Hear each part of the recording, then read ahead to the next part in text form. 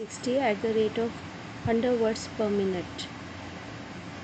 During the last general elections, the government found, on careful consideration, that it would not have been possible to provide such facilities without rousing criticism of unfairness and partiality from one group or the other. However, after the elections, the government have given careful thought to the matter. Practices prevailing in other democratic countries have also been studied and compared. It is well to remember that examples of other countries that can be cited in this behalf are not uniform and are based on conditions which differ radically in many important respects from country to country. The practical aspect of the question has also great importance. The area of the country, the form of government, federal or unitary, and the number of parties involved, all are factors which have been kept in mind by various countries in taking a decision. In USA, where broadcasting is run by private enterprise, though certain principles of equal opportunity have been laid down by the Federal Communications Commission, in practice it is a rare occurrence because time has to be purchased and a great deal of bickering and dissatisfaction always exists in Great Britain.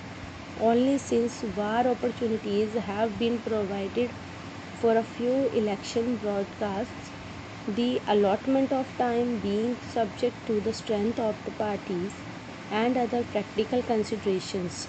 In countries like Switzerland, no time is permitted for election purpose on the radio, while in France it is given, though the time allotted is extremely short, 5 minutes or less.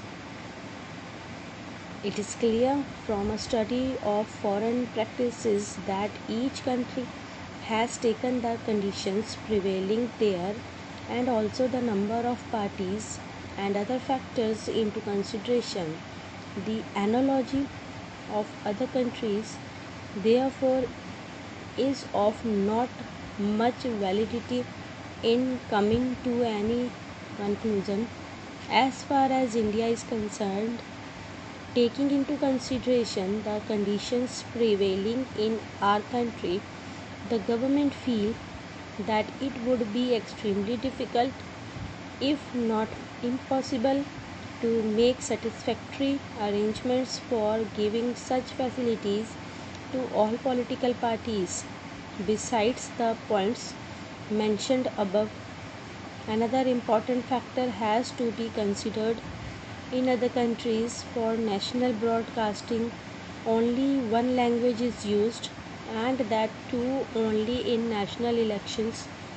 The exception is Switzerland, where there are 3 languages. That it is one of the important reasons that Switzerland does not permit the use of the national radio for election purposes and even for commercial purposes.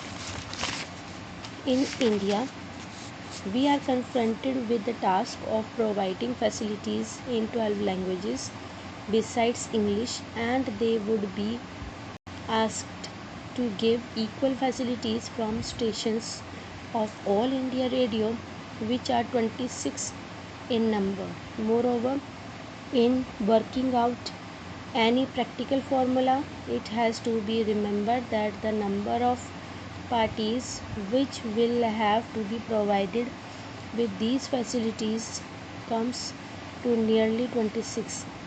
The apportionment of time between the various political parties and at different stations of the AIR would be a task of extreme difficulty, is bound to lead to criticism and partiality. The determination of the principle for purposes of allocation of time will also lead to much controversy. Language stations of regional centers of AIR might have to cater to a large number of parties and provide them with time for broadcast in at least 2 to 3 languages and sometimes more. Apportionment of time is made in different countries in different manners, some doing it on the number of votes polled, others on the number of candidates put up by parties. We feel that any such apportionment would result in recriminations and criticism of government. On the other hand, if all parties have to be provided with equal time, the normal activities of the AIR stations will have to be drastically curtailed during the election time.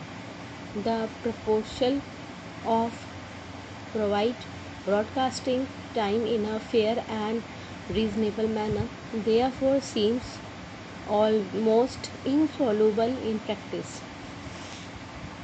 In view of these practical considerations, government have come to the conclusion that it would not be possible to allow political parties generally to utilize the facilities of the radio for election purposes.